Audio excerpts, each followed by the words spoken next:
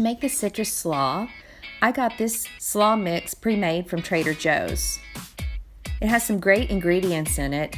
It's called the tahini pepita apricot slaw mix, and it comes with a dressing that I did use. You can use a plain bag of slaw mix if you want, but this had all kinds of greens in it, like kale, red cabbage, green cabbage. So I thought it was really cool and it would go really great with the pork.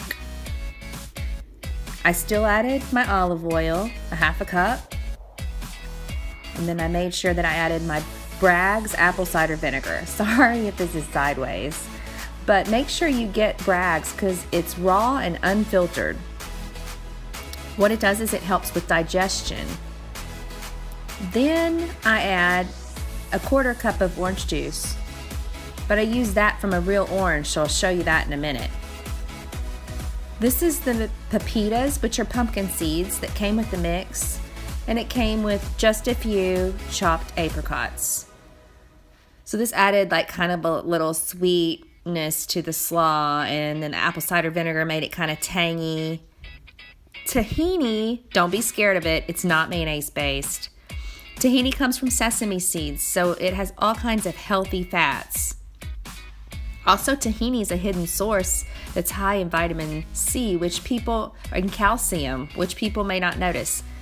Okay, so let's take the juice of a real orange, not use any processed orange juice. And let's finish up this slaw. It is so good on these wraps. I always add just a little sea salt, and then I mix it up. Okay, let's talk about these wraps. You can use brown rice wraps, which are gluten-free and they're from Food for Life, or you can use collards, which I picked from my garden. These are the collards from my garden, and then you just put the pork into the lettuce wrap, and then you just top it with the tahini slaw. And then remember the snacks, the plantain chips. My video got cut off. I don't really know why, but I wanted to pop in and kind of let you know that this was round 2 of the Crockpot recipes. So I try to do things on the meal prep plans that are super easy.